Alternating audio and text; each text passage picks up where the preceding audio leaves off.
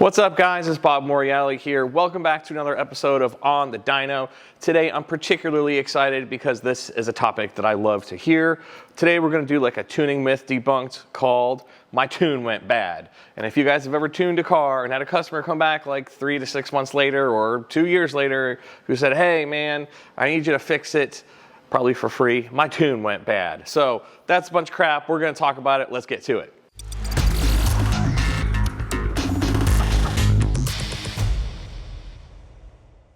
All right, guys, welcome back. So we're discussing "My tune went bad," which, as I said earlier, is a bunch of crap.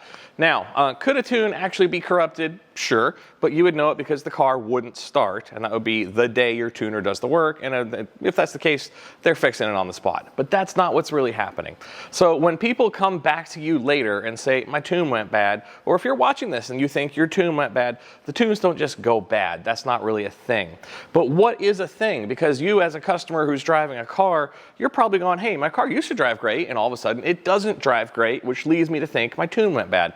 But like I said, not a thing. But what are some of those reasons that you could start having a drivability problem or a full throttle problem, or maybe it doesn't idle right anymore when it used to be great? So let's talk about some of those things. I'm going to grab a quick prop real quick, guys. And so the first thing I want to go over is this. And this is how the ECM actually operates. And so I've got my trusty iPad over here. I'm going to write up a little bit of a sketch. So in the computer's mind, it's getting data from things like sensors. O2, we got a MAF, we got a map, we got a whole bunch of these. I won't bore you with all of them. But the tune can't go bad. But what could happen is these things can, which what really means is that the computer is getting bad information into it to make the right decisions on fuel and spark and on and on and on. So the first thing I would encourage you to do is check your sensors. And if you don't know how to do that, go to the tuning school. We got some great courses, some basic courses too, on how to just understand what the computer's telling you through the VCM scanner. Usually with your GMs, Fords, and Dodges, you're going to use the HP Tuner's VCM scanner and see what those sensors are telling you. So that's the first thing you're going to check. But I've got a couple more. This is the next one. Boom. That's right. Spark plugs, wires, coils. These are things that also go bad. Now, they're not particularly sensors, but they are either actuators, A-C-T-U-A-T-O-R-S. You guys just ignore the sloppy writing over here. So it could be a throttle body. That's an actuator. I know an actuator isn't really, but we'll call like spark plugs. That's just an item. Wires, coils. All these things go bad. It's not the tune going bad, it's just parts. So I'm going to encourage you, get out from behind your laptop or your driver's seat and go pull your plugs, check them out. Do a resistance check on your spark plug wires, move them around, articulate them, get a multimeter. One of these things is usually the contributing factor to why your car doesn't drive right, idle right, or whatnot when it used to. So we've gone through a couple of these things. Now I'm going to call this third one people problems. Now that is not a technical term, but I'm underlining it a lot. Why am I underlining a lot? This is probably the most common thing that happens is that people do things to their car and they go back to their tuner and go, "The tune went bad," or "You need to retune it." And here's the thing. You decided you wanted to go get some fresh E85 when your car was tuned for 93.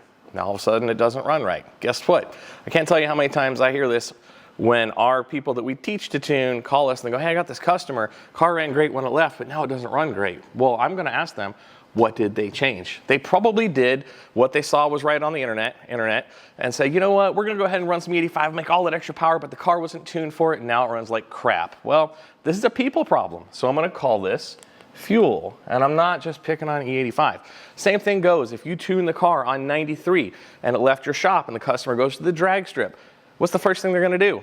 They're going to pour some whatever the highest octane leaded fuel probably they could find into their tank. Guess what that's going to do? Run slower, run worse. The car was not tuned for it.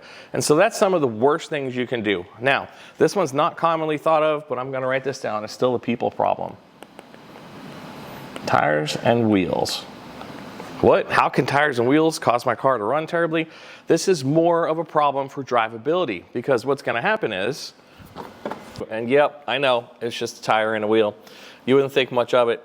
But if you don't really understand how the ECM operates, you don't understand that just by putting some big, fat tires on, you can absolutely screw up the drivability of your vehicle, especially your automatic equipped vehicles.